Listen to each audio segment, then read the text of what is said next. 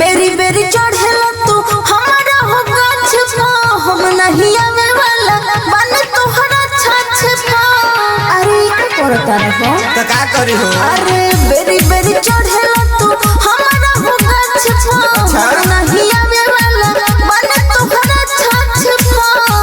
मुंह में ठेकावेला लेके बोरिया रे सुनो गोरी हो छान के पिया दो अपना ओढ़नी से ताड़ी। गोरी हो छान के पिया दो अपना ओढ़नी से ताड़ी। Music director Shubham Sumerpur.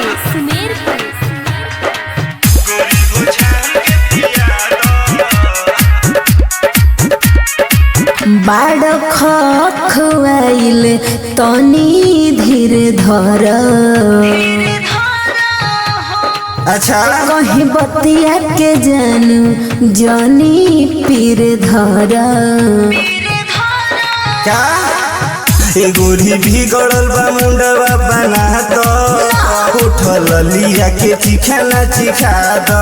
ई का कहता रहो अरे खा ले दो लगावा तड़पील के बाड़ी। गोरी हो छान के पिया दो अपना ओढ़नी से ताड़ी। गोरी हो छान के पिया दो अपना ओढ़नी से ताड़ी।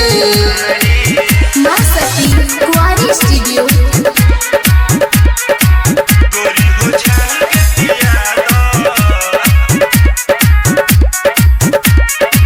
विकास प्रेमी राजेश हवे पहिला गहकी। अच्छा उनके नावे बावे हमारे लबनी बनहकी।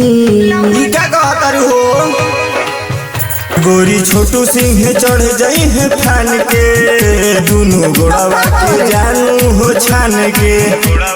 चुप रहो काहे हो दूरे दूरे रहो ना तो पड़े जाई भारी। ऐसा बात बा गोरी हो छान के पिया दो अपना ओढ़नी से ताड़ी। बुझाई गोरी हो छान के पिया दो अपना ओढ़नी से ताड़ी। अब पी लो हाँ तो आवाज पियाइए दो।